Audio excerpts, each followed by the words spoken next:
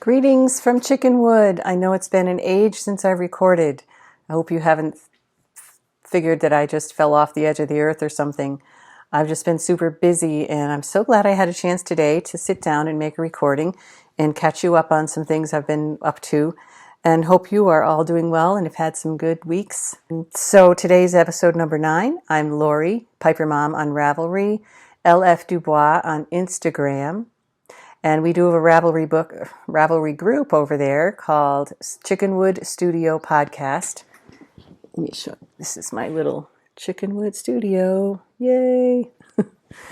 And so this is my third time recording this segment because various technical reasons.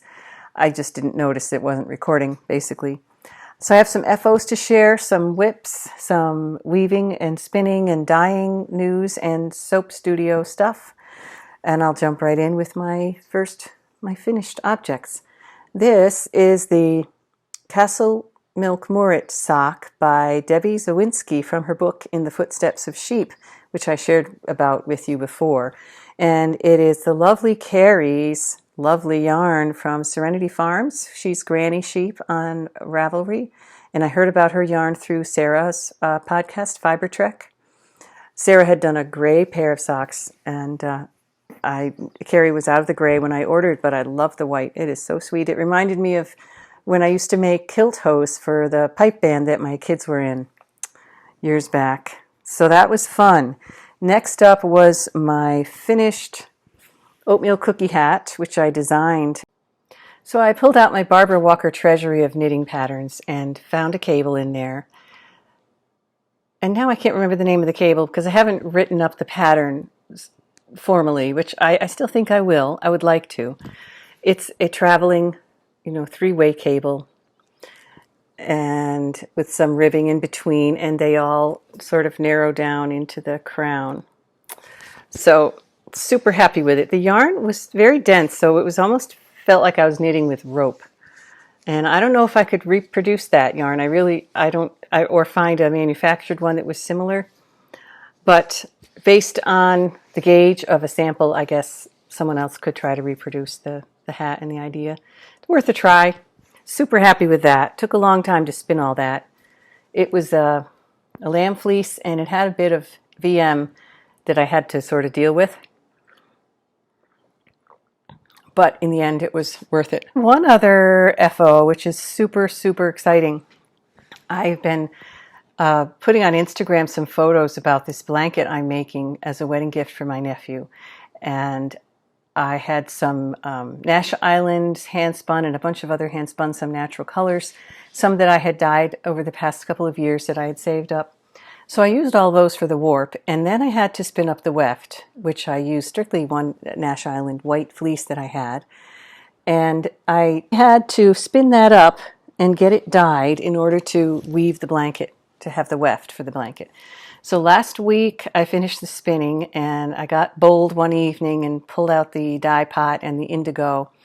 I have powdered indigo that I normally like to use fresh indigo, which I grow in the garden, but since it's May and not August or September right now, I had to go with the powdered, which was the first time I had done that.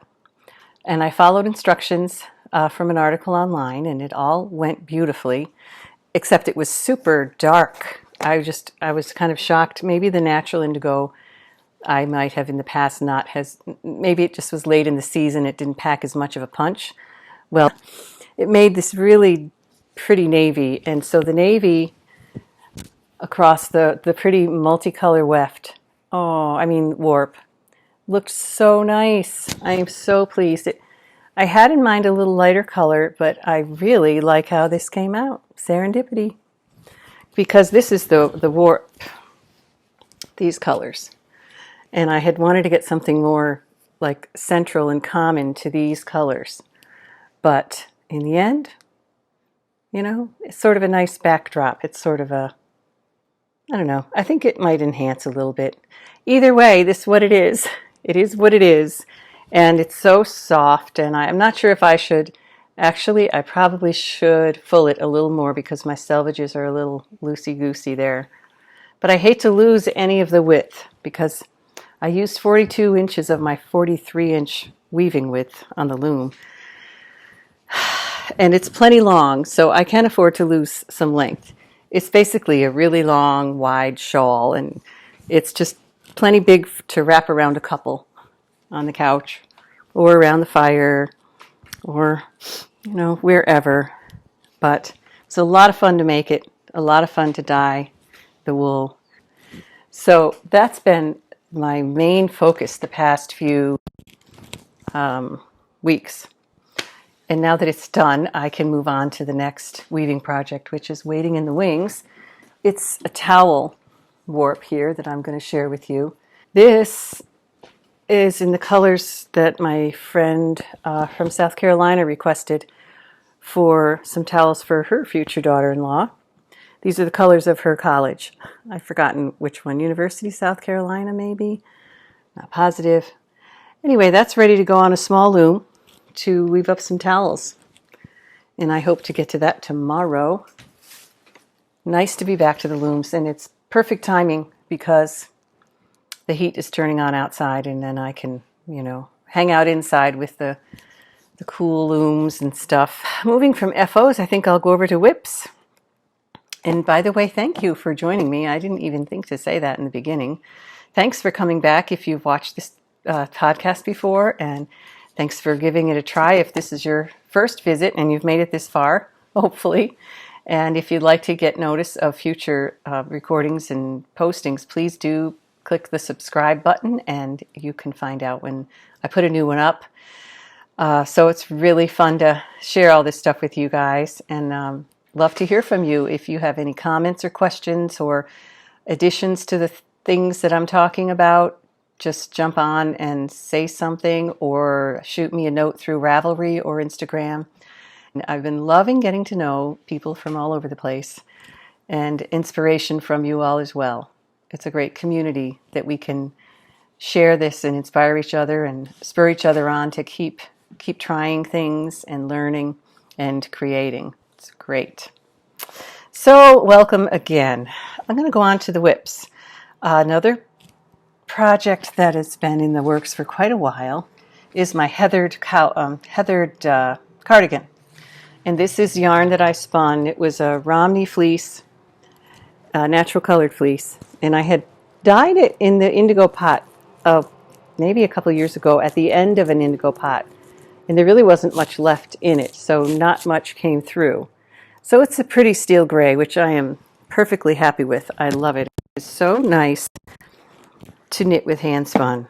There's something special about it. There's some extra ingredients, some extra essence of life, or as Sarah from Fiber Trek, soulfulness, I would say, that goes into your hand spun. And this manufactured yarn can be just as soulful, chosen for certain reasons and colors and associations. But I just get a really thrill out of when hand spun comes out okay and works. It doesn't always, of course. So this is the heathered cardigan. Real simple, just has a textured yoke in front. And I'm down to the ribbing on the one sleeve. I just have the second sleeve to do, and the button border and neckband. Where is it? Here it is. And I'm done. And I'm hoping and praying, and based on some bit of evidence, that there's enough yarn here for the rest of the project, because the rest of the yarn this morning, I weighed and measured and compared, and pretty sure that should be enough, because I took the rest of the yarn and went back and reheated the indigo pot from last week, because I have another project in mind for the rest of the yarn from that fleece. And I'll show you that in a bit. That's exciting too. So speaking of, I always say that, don't I? Speaking of, not a very interesting segue. I wanted to update on my Gansey sweater, because this is my Shackleton project with Fiber Trek. And I think I've done quite a bit since I last posted. I'm getting there. I'm almost, a couple more inches and I'll be ready for the gusset. The sleeve gusset. Thoroughly enjoying using my knitting belt and the long pins. So it's long term. I would love to really be able to focus on it this summer. And I am. I've not been doing something every day like I had been a month ago or so, but I'm still going to try to keep that habit, even if it's a half an hour a day. So that's thoroughly enjoyable, and that's from Guernsey wool in Cornwall. That's the traditional 5-ply Guernsey wool in the pistachio colorway. Comes on cones, and I just started my second big cone. And I have another half a cone after that, and I think I'll be able to do it. I think I'll have enough. Also, a resurrected old project in the works, which I really had missed because I was doing so many other things. Talk about a soulful, I'll tell you more about that. First of all, it's in this lovely bag from Fondant Fiber. Fondant Fiber in the UK. I had heard so much about and seen so many lovely photos of Deb's work, her yarn and her project bags. I couldn't resist, so I treated myself to the thistle bag. Isn't that sweet? And it has a little thistle zipper pull. Special. So the project is a hat for Harriet. And the yarn, A Hat for Harriet by Kate Davies. The yarn is hand spun. It's a beautiful blend. I may have mentioned it before in another blog. No, it was different yarn. Same place, Belfast Mini Mills in Prince Edward Island. When I had ordered the Queen's Garden bats, which I had done my Ricky hat in, and a Susan B. Anderson shawl, I also ordered a big 2 bats, 8 ounces of Deep Blue Sea is what it's called. And I don't know how well you can see. There were many different colors. It's very heathery, but in the photo it's kind of monotoned. But maybe there you can see it a little more. It's a beautiful heathery blue, turquoisey blue. And this is how far I've gotten so far. I'd say maybe I'm a third, maybe a quarter of the way. It's a slow-going project, but I am finally getting more comfortable with the pattern. Now that I'm actually connecting with it and doing it again, I'm able to see where I am, keep track of where I am, and it's thoroughly enjoyable knitting. The yarn is like, I don't know, spun silver through my hands. I don't know how to describe it. Soulful knitting, soulful yarn, and a soulful project in a soulful bag. And then also just one more of my whips to share with you today is Shetland lace. I got this at Shetland Wool Week 2 years ago, and I've shown it to you before, but I have put a little more time in it. I switched needles, which kind of makes it easier for me, and I've got the hang of it too. I've done it enough repeats now that it's much more recognizable and readable. And if you can read what you're doing, you can keep track of where you are and just enjoy what you're doing a lot more and relax. The Quarry Scarf by Ina Irvine. She's from Shetland, and I met her when I was there, and I look forward to seeing her again coming up in a few months. My travel buddy Barb and I are going over, and man, it's getting so exciting. We just about have everything booked and planned and set to go, and now we just get to sit and anticipate it and get more information about things we'd like to explore while we're there. Super exciting. Very thankful that I have a travel buddy who wants to go as badly as I do. Works out well. So as you can see, I've done quite a bit of dyeing lately, and I had so much indigo in that pot that I keep grabbing more and more things to throw in it because it just doesn't want to quit. So the first session was when I did the blue for the blanket. I also threw in some, don't have it with me, some yarn that was yellow that I had dyed with weld. I'd grown weld in the garden, super happy plant up in the Northeast where I am. It took one plant to dye a ton of fiber. So I had yellow yellow locks, and I had yellow yarn, and they came out beautiful deep green. And I had white locks from the Nash Island fleece. So this is how the white locks turned out. And this was probably the second dip, not the first dip. And this is the first dip of the yellow locks, which is like, looks more purple in the camera, in the screen, the monitor, than it does. It's really more of a deep teal. And this was a further dip. That looks more like teal. That looks more like what this looks like in real life. And in real life, this is a little more of a seaweedy, yellowy green. So I have all these different locks to put together. I still have some yellow left from from last time. Woo, super yellow. I think they could make a really pretty heathery blend. I did do a sample on the carder, not with yellow, but with white and some of all of these 3 different locks, and spun it up. That's how that came out. This is just a tie. So, but this is more the yarn. Oops. Isn't that beautiful? You can see I'm on a color theme in my life. Yeah. Teals, blues, greens. So I could card up a whole bunch of that.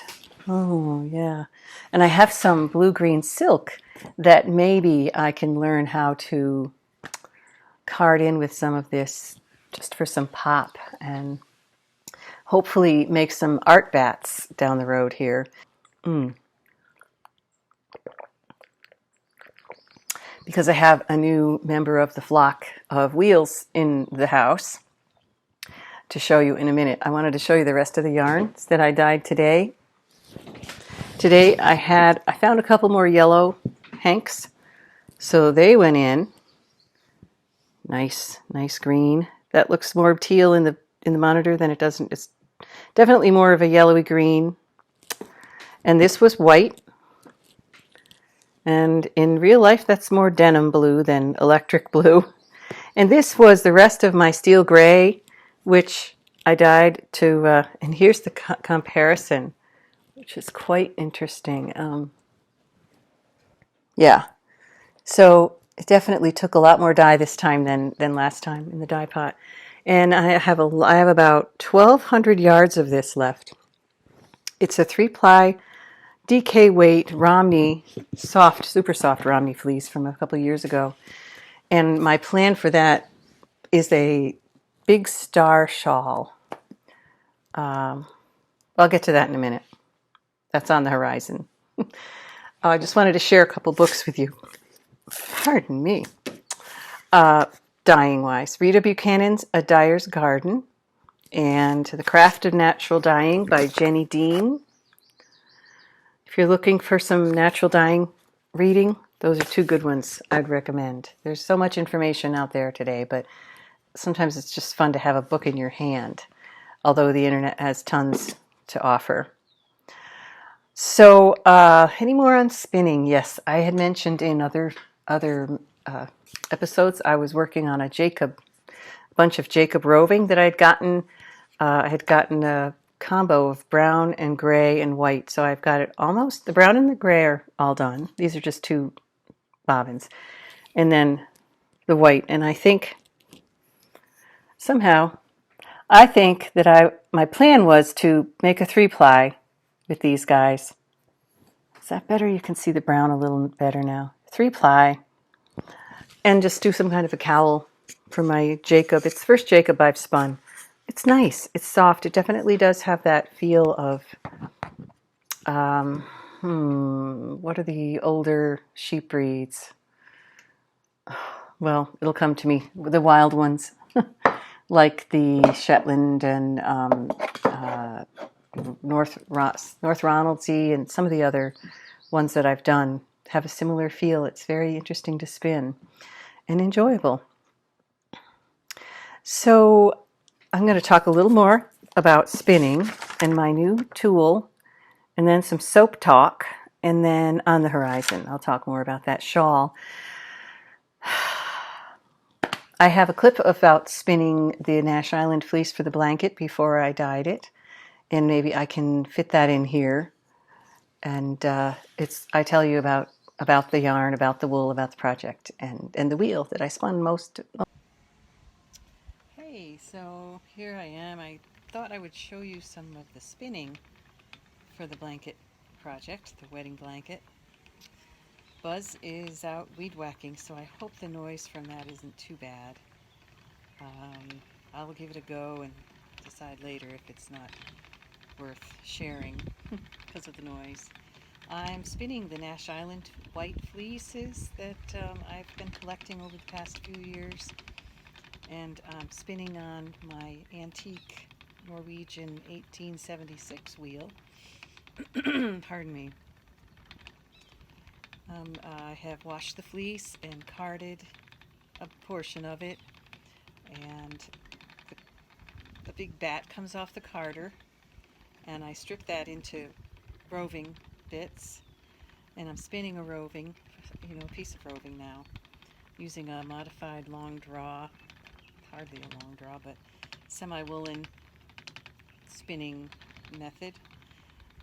It was about 4 inches to the locks, so they're on the longish side for trying to do a woolen spun, but it's kind of working. I'm happy with the yarn so far. I have about 100 yards left to make for the weft for the blanket, and so that'll probably be 2 bobbins worth because I have to ply 2 singles together. So I'll take this off this bobbin and put it on a storage bobbin, and then fill this one up again and ply them together, and then have a dye pot day. Dye them in an indigo pot with powdered indigo this time, as it's not the right season for the fresh indigo, which I do sometimes in the summertime. I have some plants started and ready to go in the garden soon, so hopefully I'll get to a day for that this summer in August, because I have a bunch of yellow yarn waiting to go. I think I've had that on the podcast before. Long time processes, a lot of these textile and fibery pursuits. And that's okay, really. I mean, slow living, slow crafting, and it's all right with me most of the time. So this wheel is from a Scandinavian background, we believe, based on the shape and the carvings of the table and the way the treadle is. Maybe I can take a pic of the treadle and insert that into the video. I bought it from a gal over in Wisconsin who collects and refurbishes antique wheels. Through Ravelry I met her, and she didn't do anything with this one because the finish was a little bit mysterious, and I haven't touched the finish either. We think it was maybe refinished by someone using polyurethane or something, which is super tough, I guess, to remove. And so I'm sort of just letting it be part of the historical value and leaving the chipped off paint areas, and just it spins and it makes a fun little clatter, which you can probably hear. I just fell in love with it when she was selling a whole bunch of antique wheels. And this is Andrea, who does the railroad, the wheel railroad, and travels east to New Hampshire every summer. And I've bought a few wheels from her and sold a few via the railroad that way. And she's just so delightful and generous, and such a great help to those of us who fall in love with wheels somewhere across the country and have no way to get them and don't dare ship them because they're so fragile. So that's been a wonderful thing. And I've not done a lot of spinning on this, and sadly it has sat in my little room collecting dust, and I thought, you know what, for this blanket, it's time to change the hook. I don't know if you can see that. For this blanket, I want to spin in some special character and history. This is for my nephew and his fiance. They're having a destination wedding in Maine because they love Maine. They travel there a lot, and so that was another part of why I chose to spin this Nash Island fleece for their blanket, because it grew in Maine. It's Maine grown, just up the coast a ways on the island of the sheep, the Nash Island flock. And I love spinning these fleeces. They're so clean when they come to me. They just need a little simple wash. There's maybe a little bit of seaweed here and there, a tiny fleck of grass maybe, but they're super clean and bright white from being sun bleached, I think, and kissed by the salt air and the ocean fog. I can wax on romantically about Nash Island fleece till the cows come home, so I'll stop. But anyway, I thought it was really special to spin that into their wedding blanket, and then I will dye this part blue, and it'll go with the warp, which is already on the loom, ready to go. And that has a variety of different weights of yarn and textures, some natural colors, some gray, a lot of Nash Island already that I dyed other summers, some blue and some green, which I had dyed in a yellow dye pot, probably weld. I grew some weld a couple summers ago, and boy, that made such a bright yellow. So actually that weld I haven't over dyed yet, so that might have been pomegranate skins. I don't remember what the other yellows were, but yellows put into an indigo dye pot can make such a beautiful array of greens and teals, depending on how deep or bright the yellow is, how many dips in the dye pot. So it's highlighting those different textures and colors in the warp, just weaving plain weave with a solid color weft.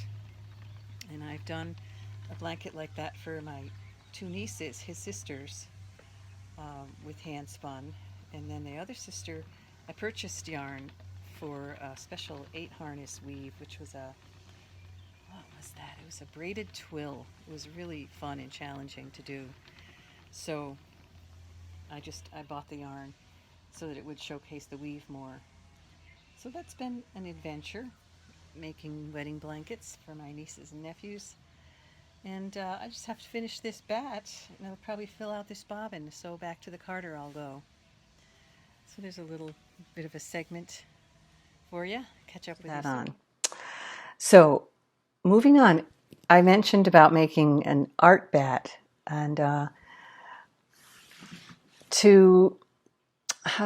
couple of years ago, I kind of got caught up in this concept and idea of the really big fat yarn and big fat needles and like beyond art yarn. I had looked up a video I needed to brush up on my long draw spinning techniques. So I Googled long draw spinning. And one of the things that came up was a short video by Lynn Milsom of, I can't remember now, I think Wilson. She and her husband live on a llama sanctuary out in British Columbia. And she made a series of videos using her llama fiber and some other fibers on these Indian head wheels, which were used by the Cowichan people out in the Northwest Canada. It was the yarn that they used for the big Cowichan sweaters. I don't know if you're familiar with them, but if you're curious, you could look them up and get some neat information on them. And there's some videos out there too of the people spinning it up on there. They would have these giant spinning heads, and they would put them on a sewing machine. It was like the next step up from the big spindles or even just thigh spinning. And they would connect these big spinning heads to treadle sewing machines. And here it is. I had bought a couple of these wheels, one on a machine, and then one was a California bulky spinner. And I had since sold them because I just wasn't using them. They were taking space and dust, and I felt like they needed a home that was going to really appreciate them more and use them. Well, a few months after I sold them, I kind of thought, oh, I wish I hadn't. I really want to do this. I really missed that. So I found a woman who was willing to sell me just her head and the maidens, which are in the box. And I have a treadle sewing machine that I can put this on. Trouble is, I pulled out the sewing machine and it's in good shape. It sews. In fact, my husband says he made himself a pair of jeans on that machine back in the day when he was traveling the country, living in his truck and making his own food and clothing. Yep.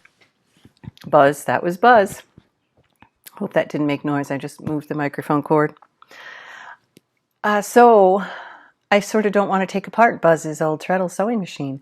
So now I'm on the hunt for another one, and one that I won't mind taking apart, which means then I'll have 2 treadle sewing machine tables, but that'll be okay because I really want to get this guy set up and start making big fluffy yarn. And I had ordered some of these mega needles from Lynn out at the Fiber Arts Boot Camp. That's what her I guess her side business is as a part of the llama sanctuary, which is called Llamas in the Raw. So, and I made an Afghan out of big fat 3-ply fluffy yarn I had made on my machine. And so I look forward to doing that again. And I'll keep you updated if Buzz and I can figure out how to get this installed onto the next machine table, treadle machine table. I'll definitely show you what's going on there. So, amidst all the other projects, it is always fun to have something new, or not new, but renewed, a renewed interest. You know, how these creative energy waves come and go, and it's always interesting to see what comes up next. I have been working on my memory blankets. I have 3 going. It's kind of crazy. I did pick up some mini skeins and some new colors, and those are just really fun to have along when you don't want to have to think about too much stuff. I'm doing 2 crochet ones and 1 mitered square knitted one, but I won't show you those now because they're not a lot bigger than the last time I showed you. So moving on to On the Horizon, this big star shawl, I have the pattern. I was watching a new to me podcast, a fairly new podcast called The Gentle Knitter with Nicole up in Canada. Lovely, lovely podcast. Really enjoy it. I enjoy her, her color palettes of her setting, her calming voice, and her interesting stuff that she shares. She goes in depth to a lot of the processes that she does with her knitting, and I appreciate that a lot. So she was working on this shawl, the Big Star Shawl by Julia Billings, or Woolen Flower. And I love a garter stitch, big old, snuggly, sturdy, woolly shawl. And this one has some of the garter-based lace in the panels. It's actually a Faroese type shawl. It has a center gusset going down. And I believe the shoulder has a little shaping too, so it doesn't slide off your shoulders. So it's a neat combination of design and function. And I don't think I'll put the fringe on. I don't think I'll have enough yarn, but that'll be okay. I don't mind. So I really look forward to getting this one going when my steel gray navy yarn is washed and dried, and I finish up a couple other things, because I really have to have a whip down. It should be the summer of the whip down. I think I frogged a pair of socks because I just didn't love making them, so I don't think I ever even showed them to you. And I might frog a few more things just to free up the energy for other things. I want this sweater to be done soon, and anyway, moving on. Everybody else does too, right? You sort of get antsy. In the soap studio this past week, I've had to make some more soap because I've been running out and people have been ordering some. And so I got up really early yesterday and had a batch done by 10 o'clock. I think that should be my new mode. Get up super early, start early, and you still have the day after the soap is done. That batch I ended up having to redo today, which means chop it up, remelt it, and remold it, because I had used too much indigo in that as well. Too much indigo is my theme of the week, I'm thinking. Because when I was using the soap, the little bits of blue would be dripping down my hand, and people don't want, it's not like Braveheart time. We don't want to be covering ourselves in blue paint. So I melted it down and I stirred it up, and it looks gray here, unfortunately. It's a beautiful pale blue now. The indigo is all mixed around and spread out, and it doesn't have a pretty swirl like it did, but at least it's much nicer to use. Another batch, I did this week. Oh, and the indigo is scented with, I call it blissful. It's scented with ylang-ylang, sandalwood, bergamot, and orange. So it's a lovely citrusy, flowery, it's just delightful. I don't know, it's like being on clouds. This one I call Northwoods. It's a green more than a gray, scented with cedarwood, balsam, a little citrus. It just smells like the piney woods, just clean, lovely. And this one is the first batch of Blissful that I did with a lot less indigo. Here's my label in case you're curious. I hope I can figure out how to flip this picture when it's done, because I didn't think to try and change that when I started. We shall see. Anyway, the first batch of Blissful had just little swirls of blue. Sort of had a oceany, wavy thing in mind. But I overdid the Blissful this time. But that's the thing, you just keep learning every time you make another batch. So much fun. And then the other one that I made is a salt bar this week. It's got Himalayan pink salt in it, extra. It's like 50% salt, which provides a tiny bit of exfoliation. And it's lilac lily fragrance oil combined with citrus essential oils, and it smells just divine. It's when you go for a shower here and all the soap scraps are in there, you can do a different flavor for every limb. And the little parade of soaps along the wall of the shower is a lot of fun. So yeah, I'm addicted to soap. Yep, among other things. And I think that is about it. I will close up my notebook and I'll show you the cover of my, this is my podcast notebook. And yeah, that's definitely about where I'm at. That's the color, my colorways, the ocean, follow your bliss. And really thankful that I have had some time to do all that lately. And now that we've had time to share it with you, and I really hope this goes well. I hope it's been recording all this time. Hey, it has been recording, thankfully. So I will sign off, have a sip of me lemon water, and wish you well. And happy making, happy knitting, happy relaxing in the springtime. Hope you have a chance to sit back and just take it in this week when you can. And I look forward to meeting with you again sooner than last time. But there's a lot going on around here. There's a wedding in Maine. There's my daughter's heading off on her hiking trip pretty soon on the Appalachian Trail. So it's going to be a whirlwind coming at us. But I'm thankful for all of it. It's all such a blessing. It's all, good stuff. So I wish you well, and I'll see you next time. Thanks. Bye-bye.